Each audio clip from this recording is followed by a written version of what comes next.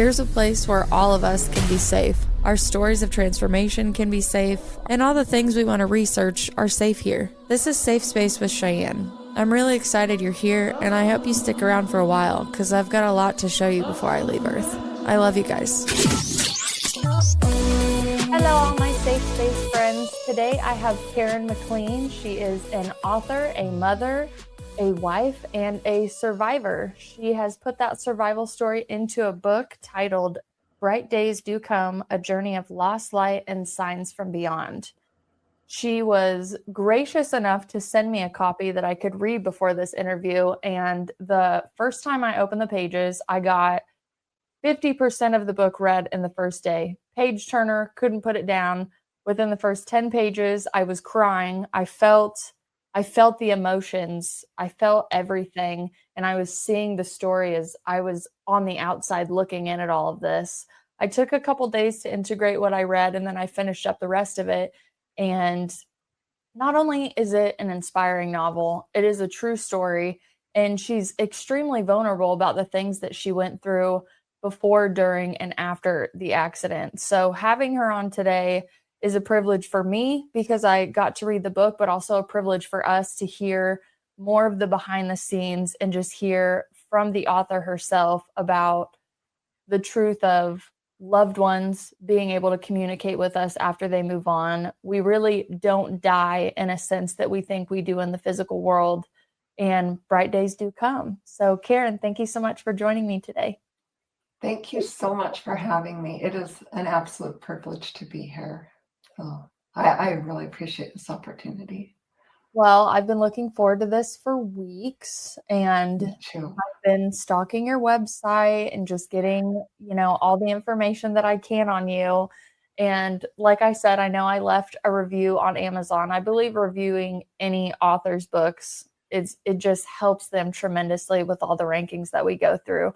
But your book, in my opinion, has touched my life for the better. It has inspired me in ways. I remember how I felt when I was reading the book. I just felt like so much calm and so much peace, and any of the layers that kind of get trapped all over me, kind of like that smudge all over my aura, it would just be lifted, and I could see a better viewpoint after reading it. And again, every page, like I would get to the end of a chapter and I would think, oh, I can just do one more chapter. I can just go one more. Because everything it was raw, it was real, but it was also really inspiring. So usually when people come on, especially with authors, we don't like to give the whole story away, but I know the whole book is your story. So wherever you would like to start the story and introduce yourself to us, take it away, and I will be happy to interject or ask questions in between. Great. Okay. Well, and it means so much to me that my book touched you so much. And, that was the goal of my book, is that I knew it would reach the right people, and to just bring hope to people has been my whole goal. So I am appreciative that it did that for you. So appreciative. And I do appreciate that review so much too. It really does help us authors so tremendously. So thank you. Happy to help. Thank you.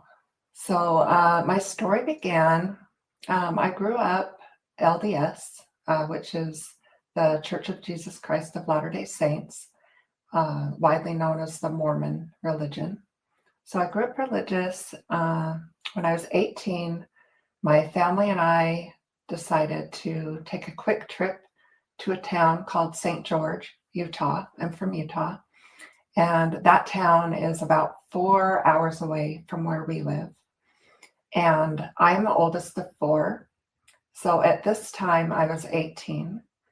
My next sibling under me was my sister Erica, who was 16 and had just recently gotten her driver's license. And then I also had a 14-year-old sister named Kristen and a 9-year-old brother named Brian. My parents were divorced. They are divorced. So my dad wasn't with us, but my mom was there. And since Erica had a brand new license, she decided, my mom and her had decided that it would be good for her to get some more experience under her belt and drive during this trip. So about an hour in, as we were driving, she leaned over to take a sip of her drink, and the car began to drift, and she overcorrected. When the car overcorrected, it began rolling, and we were heading south. And when the car finished rolling, we were facing north on the northbound side of the freeway. So we had rolled through the median, and the car flipped the other direction. And my mom and Erica in the front seats had their seatbelts on. Back then in the 90s, this was the year 1991, a new feature that was popular in cars was a feature called automatic seatbelts. So when you got in the car and turned on the engine, the seatbelt would automatically come around the car and buckle you in. And then you would manually buckle the lap belt, but the shoulder belt would automatically go on. My mom had told us to put our seatbelts on. And I remember saying, oh, nothing ever happens. Seatbelts aren't comfortable. And they weren't required by law back then. So I was sitting in the car behind my sister who was driving. My other sister was next to me, and our little brother Brian was in the very back seat. We were in a station wagon. And so when the car rolled, the three of us in the backs of the car were thrown. And my mom and sister were trapped inside the crushed car, and the jaws of life had to get them out. But what was miraculous about this experience is that there happened to be an emergency room doctor behind our car, and he was able to save my life and my legs. So he came running up to me, and he happened to have his medical kit in his car with him, and which was a miracle in itself, because I had many injuries and broken bones, including both of my femurs. And one of my femurs, the bone was a compound fracture, and that means the bone breaks through the skin. And I had landed in the median, and so there was a lot of dirt in that wound. And he thought, if she lives, she won't have her legs. But he had one bottle of saline in his kit that he poured into my open wound and saved it from infection. And then he did a lot of other life-saving things for me. And it was just a miracle that he was there. And so many people stopped to help. And my mom was able to retrieve a list of the people who stopped to help. And there were like 10 registered nurses that happened to stop. There were other EMTs, there were firemen, there were all these people with medical backgrounds who stopped to help us. So I know that was not by happenstance. And my sister Kristen and I and my brother Brian, we were all life flighted. Well, we were taken to a local hospital and then life flighted to trauma hospitals up in Salt Lake City where we lived. And so they found that once Brian got to the children's hospital, so he went to the children's hospital, and Kristen and I went to another hospital. And Brian, they found, so at the scene, he actually died at the scene, and they were able to revive him. But when he reached the hospital, they realized that he had no brain activity whatsoever. And the only thing keeping him alive were the life support machines. And so the following day, my parents had to make the decision no parent ever wants to make, to have his life support turned off. And during this time, I was fighting for my life and didn't know anything that was happening. And I didn't know that I didn't find out he had died until his funeral was already over with. And so that was really hard for me. It was angering, it was saddening, I had so many emotions around it. And, there was nothing that could be done to change that, you know. And what I've kind of my mantra that I say a lot in life is, it is what it is. And that, you know, it is what it is. And not, it's been hard to get through that, but there really is nothing I could do. And so that's been a difficult part of my journey. But when I started receiving signs from my brother, that's when everything changed. And, you know, I was raised to know that, you know, we don't die, we continue in spirit after this life. But you hear that, but you don't know it. And my brother showed me so that I knew it. And that's been the best part of this journey. And, you know, this journey is it's a tragic journey, but it looking back on it now, I see all the gifts that it's brought me and my family. Like, it's taken us on these different paths that we would have never been on without it. And it's helped us to really cherish every moment and know how fragile life is. And the signs that my brother has given us have shown us that we do continue. Like, I have no doubt that we continue, because the signs I've gotten from my brother are just undeniable. And so yeah, all of the lessons I've learned from the accident have been life-changing. And it's taught me to have gratitude in my life as well. And, you know,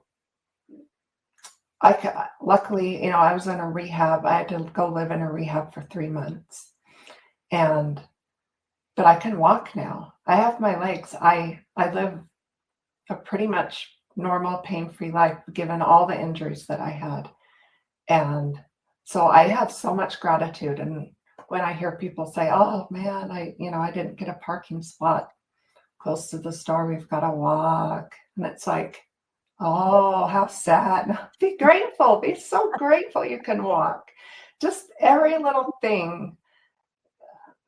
I've found so much gratitude in just every little thing in life. And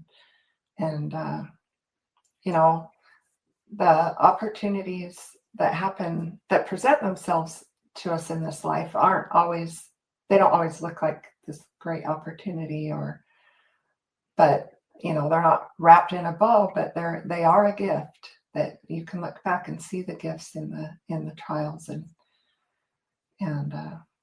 so that's kind of my background story of the accident, and where I've kind of some of the lessons I've learned. While I was reading the book, I remember coming across the gratitude part, and that seems to be something that I always need to check back in my awareness all the time.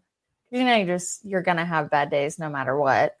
And in those moments, I'm like, okay, what am I grateful for? But then when I was reading the book, I was like, have I actually checked my gratitude lately? Has it kind of went to like the back burner with how busy life gets all the time? So throughout the book, I found that there's not only so many positive reminders that people can take with them, but the different ways that your loved ones can connect with you. So many through the book were inspiring, from your story, your sisters, your mothers, your fathers. My favorite are song syncs of people. You can just feel that was really meant for you. And I love that your family even made like a Brian playlist, and then you would all message each other, or even people outside of the family would message each other. Hey, I walked into a store, or I asked for the sign, and, you know, within 24 hours, it came to me. How does that feel to continue that almost etheric relationship through those signs and things throughout your life? Oh, I mean, excuse me, it feels incredible, because when you get when you get that, well, like a lot of times I've learned that asking for signs is really, really the key. There are a lot of different signs, common signs that you can get from your loved ones, feathers and coins and birds and butterflies and nature, things like that are common signs that our loved ones send us. But how often are we aware of those signs? There's so many times we could just walk right past it or not connect that, oh, that's a sign.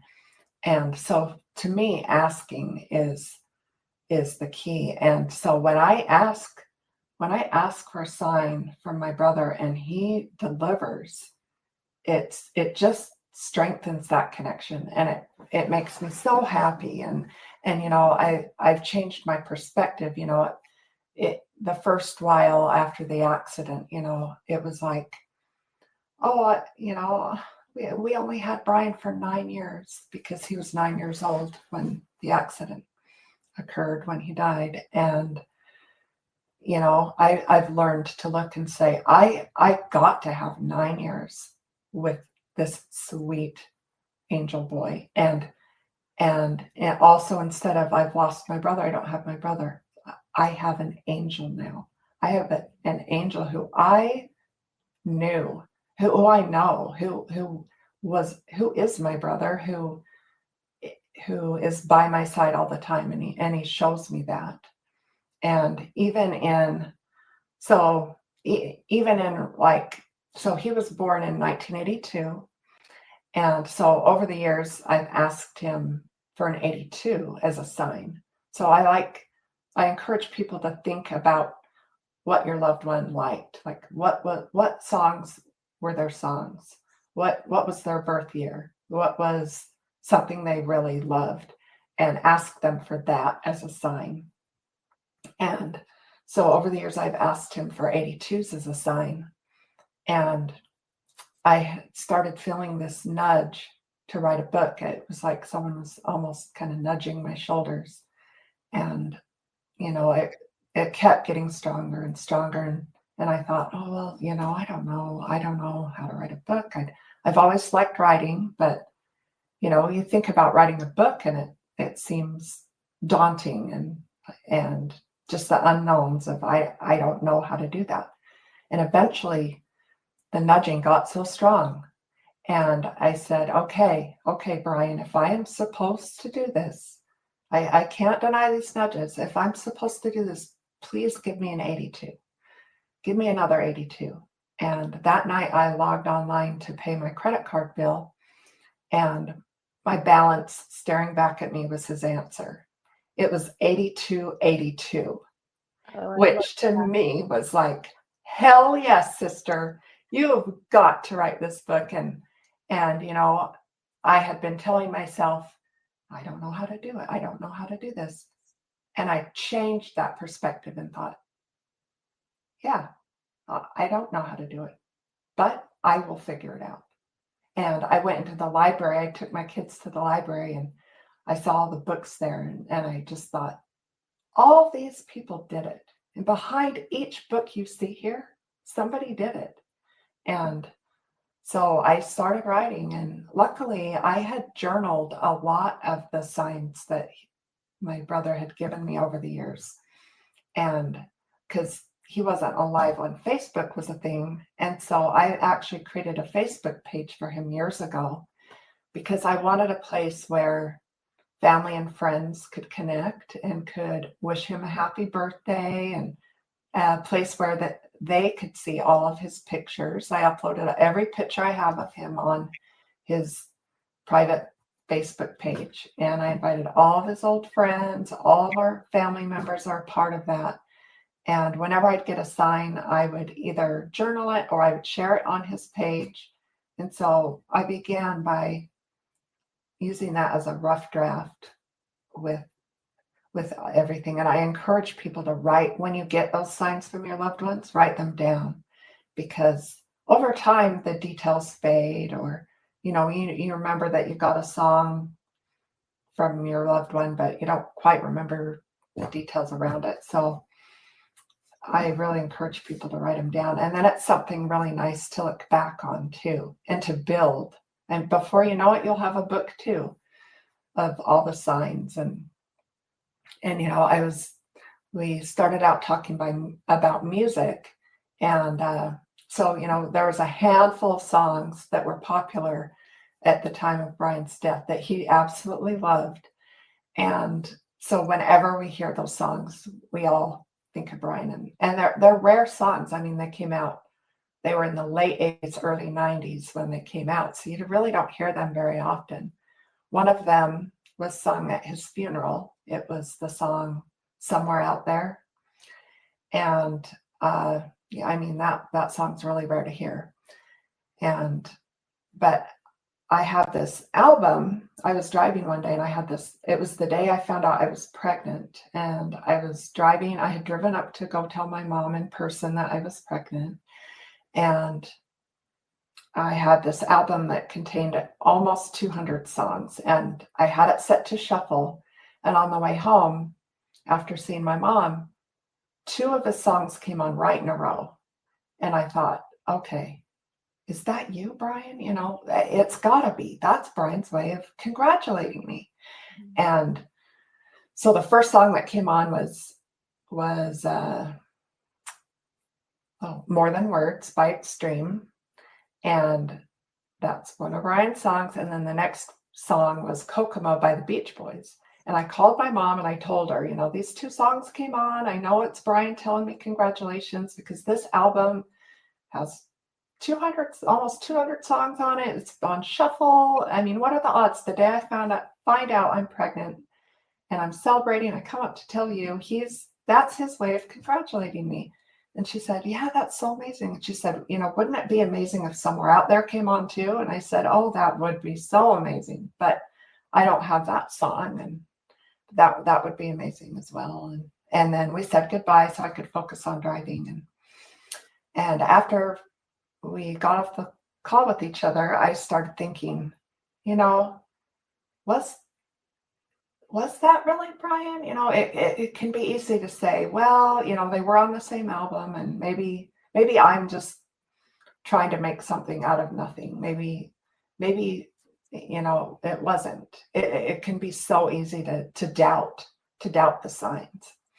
And so I decided right then and there that I needed to know from Brian if those really were from him. And so I said out loud, I said, Brian, it's so easy to doubt. And I want to trust and know that these signs were really from you. So if those were sent from you, will you please play Somewhere Out There next? And I turned my iPod off. I flipped the radio station on and I took it off the alternative station that it was already set to because Somewhere Out There's not going to play on that. You need to make it somewhat possible for the signs to happen. And so I flipped it just to a station that might play that song. And the ads were running. And I thought, well, let's just see what happens. And the next song that came on was Somewhere Out There.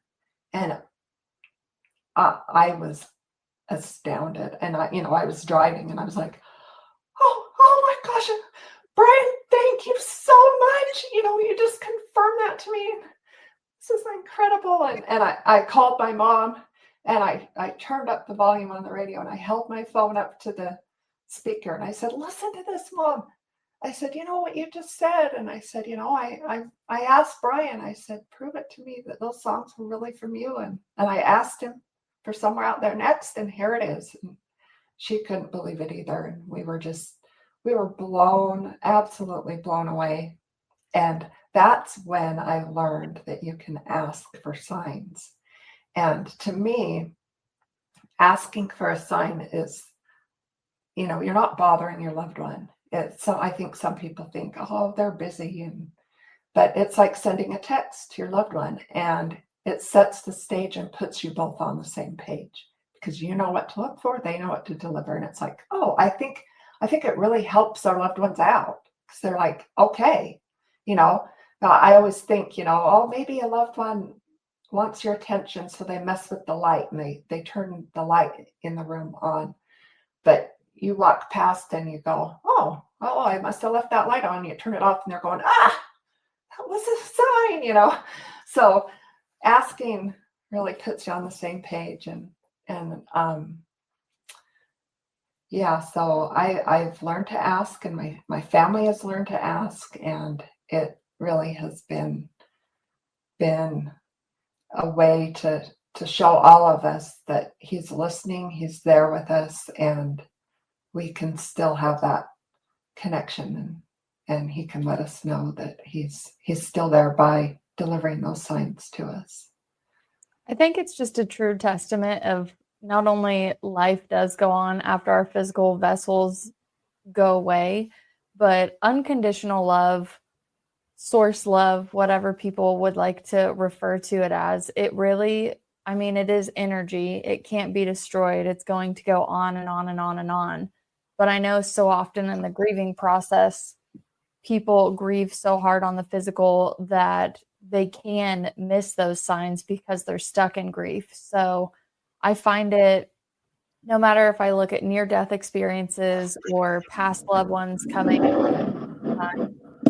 just a tremendous knowing to have that continuously confirmed over and over that death isn't going to separate any of us, even if, obviously losing them is tremendously sad. And I'm honestly glad that I read this book before we did this interview, or I would just be crying my eyes out hearing all of these details for the first time. I feel very prepared hearing this story and just like able to, stay in the moment with it. But I'm picturing everything all over again.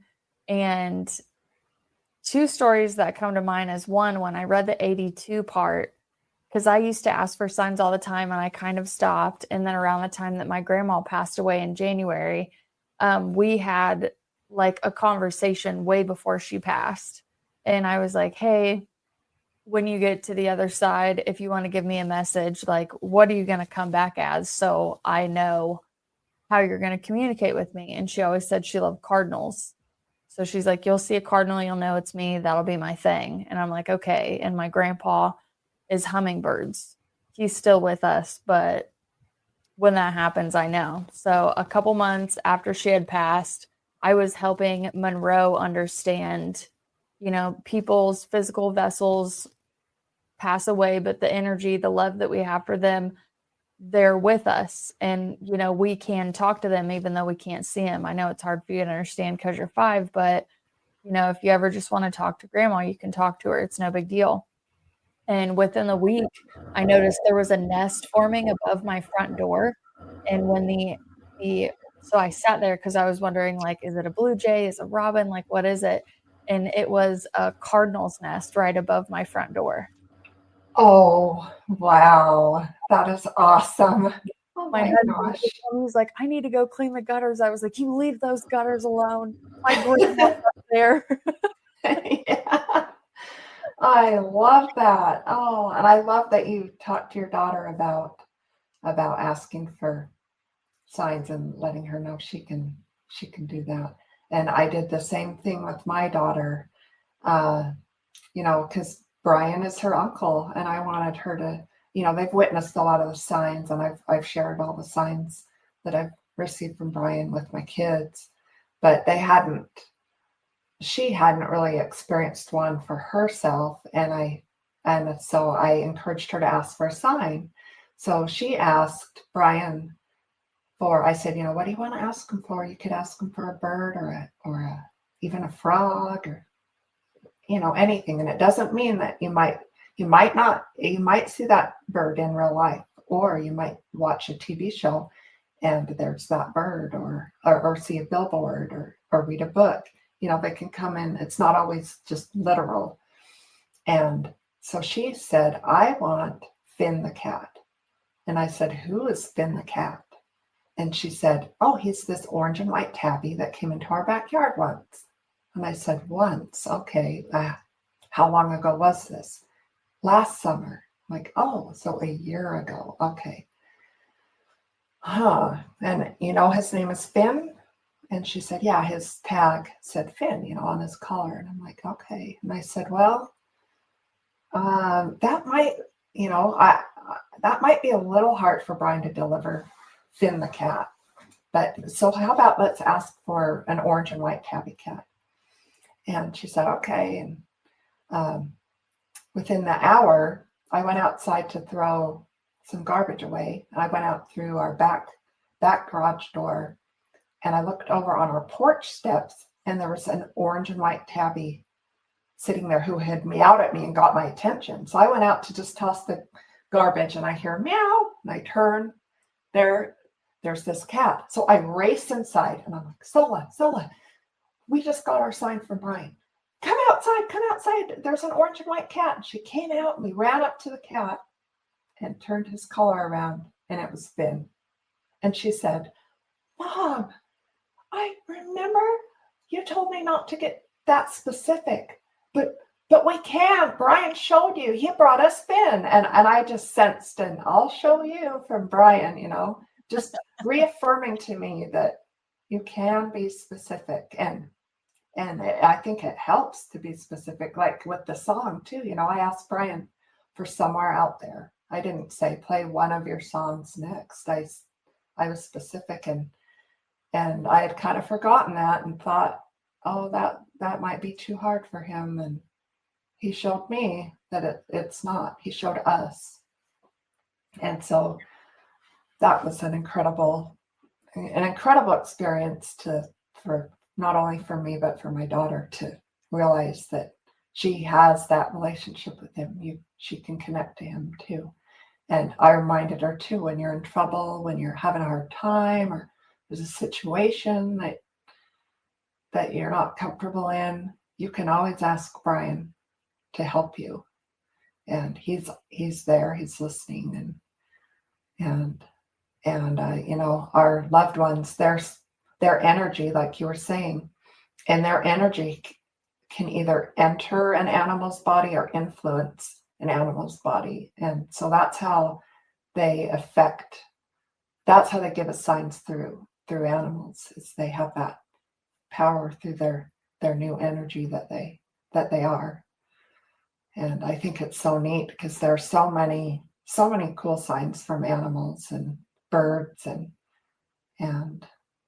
it's Butterflies. it's amazing. Those are another one I think of. Yeah, I love that. Like my friend Carolyn, I share in the book. By the way, I love that you talked to your grandma before she passed, and that she told you she would be a cardinal, because we can ask our loved ones once they're gone, because they're not gone, they're still with us. But to establish that before they leave, I feel is even more powerful. And my friend Carolyn, she was really close to her mother-in-law, and before she passed, she and her sister-in-law were saying, Mom, what will you be? What sign will you give us? And she said, a butterfly. And then on Mother's Day, Carolyn was outside looking at the flowers that she planted every year for her mother-in-law. And it was Mother's Day, and she was thinking about her, just really focused on her mother-in-law. And she said, I hope you like the flowers. And on this giant butterfly the size of the palm of her hand landed on her shoulder and sat there for several moments and then flew away. And for that to happen at that time, as she's thinking of her mother-in-law, as she's saying, I hope you like the flowers, then comes a yellow butterfly, and yellow was her favorite color. She was obsessed with yellow. She was obsessed with flowers, and she said she would come back as a butterfly. And to have all that happen right on Mother's Day, right as she's thinking about her, there's no doubt. I don't know how. I feel such a lightness in my body if I ask for something and then it's received. Sometimes I'll be like 48 hours, a week, because I know I'm going to feel it. I'm going to feel that resonance in my body. But I always tell people it's like a lift up for a moment. Like you can really feel it in your body when you're having that connection. And even though the signs momentarily, the connection almost feels momentarily. It lifts a lot of suffering that we're individually going through when we can remember that there's so much more going on than we can see, and there's so much love on the other side that is just cheering us on. So even if it's a penny or a feather or a bird or a butterfly, it makes me want to keep going, if that makes sense. It makes me realize so many of the beliefs that I've searched so long to really instill and learn in myself are true. And I know that you say in the book that you were really interested in a lot of like near death experience stories, which I'm the same way. When I read those and I think how a lot of people kind of do have the same experience when they get there, when they're describing this beautiful love and just overwhelming sense of peace when they get there. Did those stories help you feel better about Brian's transition into the afterlife? They did. Yeah, I started researching near-death experiences because I wanted to know where my brother was. I wanted to know where we're all eventually going. And I had had a couple things happen to me. I had a couple of mystical experiences, and I wanted to learn more about them and what they were. And so one of them was a few months after I'd gotten home from the rehab, where I lived in a rehab for 3 months after the accident. When I finally got home a few months later, I was asleep one night, and I woke up in the middle of the night. And whenever I wake up in the middle of the night, I just, my eyes are so tired, and I just look at the clock and then go back to sleep right away. But this night I woke up and I was alert. I was completely alert, wide awake, and my heart was burning with this sensation of all the love in the world. My entire life, I had never felt more happiness than I did when I woke up that night. And just to this day, I've never felt happier than I did that night. And I wanted so badly to wake my family up and just profess my love for them. And in reading all of the near-death experiences that I've read, people who have those experiences and they're on the other side, they're filled with this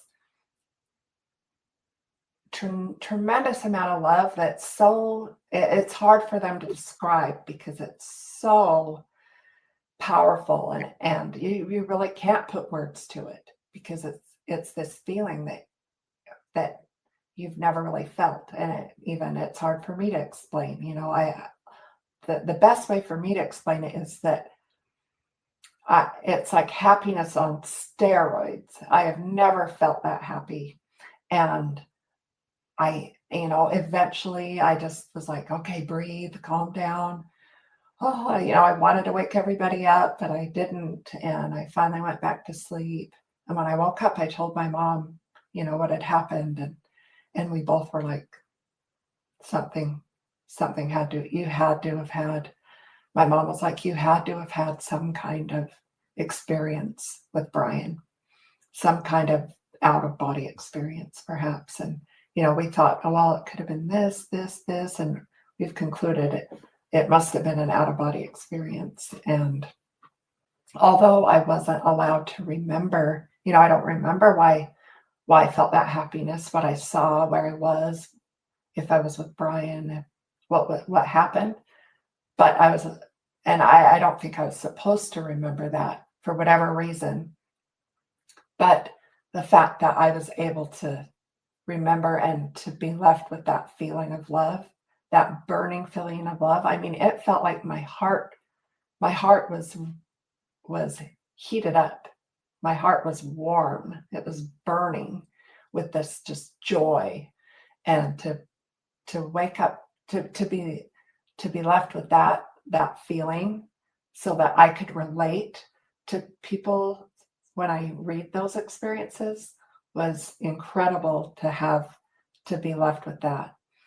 And there was another memory that came back to me over time was a near-death experience that I had, where I don't remember feeling that love, but I was in a dark place. And when you hear the word dark, I feel like most people automatically think, oh, bad or scary. It wasn't scary at all. It was so comforting. I just found myself floating in this pitch black darkness. I mean, darker than dark. It was like you're in outer space, but there are no stars. And I was just floating there. It felt like time stood still, and I felt comforted, and I felt like I was just pure consciousness, or connected to pure consciousness. And I almost felt like just a pair of eyes just floating in this. And I wasn't moving around or anything. I was just still, floating still in this darkness. And I felt all of this universal knowledge just filling me. And I remember thinking, oh, so this is what it's really all about. And although I didn't come back with that knowledge, if my best guess would be that it was something simple and profound, like love. Like, oh, it's that simple. It's all about love. And knowing that, when I was filled with that knowledge, I just wanted to get back into the game of life and play, because I knew how it worked. It's like when you know how to solve a puzzle, you want to put that last piece in, you've got that, finally know which piece you were looking for. And so that experience really changed me, but it did take me a long time to figure out exactly what it was, because most of the NDEs I'd researched and read about were involved, a tunnel with a bright light, with reuniting with loved ones, and that feeling of love. And, I'd had that feeling of love with my out-of-body experience. So I definitely related to that, but I didn't feel that during my NDE. And I know that each NDE is so different. There's no two that are the same, but overall, I didn't have the most common elements. So it took me a while. And the fact that in the accident, I was never, to my knowledge, I was never declared dead at any point. I know that by reading through my records that my pulse was barely detectable at one point, but I really believe that, or I've learned that you don't have, that you can have an NDE when you're in a life-threatening situation, because your body can leave to get relief from that trauma you're in and the pain you're under. And so I know that that's when that happened. And there was never a defining moment where, I woke up, because I was in and out of consciousness for a while, and in and out of multiple surgeries after the accident. And so there was never a time where it was like, oh, that just happened yesterday. And I remember that, like, it slowly came to me over time. But I'm glad that I finally figured it out. And through my research, I was able to say, okay, to acknowledge it, because for so long I was like, well, I never died, so how could I have a near-death experience? Because to my knowledge, I never died. And then when I started hearing experiences where people would have that happen to get the relief from the pain they were in, it all made sense. And it was really nice to know that, and nice to know that, there are other people who have been in that darkness. And there's another author that I recently met, and she's incredible as well. And she said that at night she will put blankets over her and just try to recreate that darkness that she was in, because it was such a comforting darkness, even though it doesn't sound like darkness could be comforting, but it was. And when I heard her say that, I so related, because I do that same thing at night. I'm in my bed and I put all my covers and I close my eyes as tight as I can just to recreate it. And you can't recreate it. It was just the inkiest blackness that you could imagine. But Is the one where people call it the void? And yes, I know you referenced that in the book, but I've seen that in other cases as well. Which when you brought you didn't get to come back with the message, but you know it's profound and simple, and you put it down to obviously love. My whole body just got like full body chills.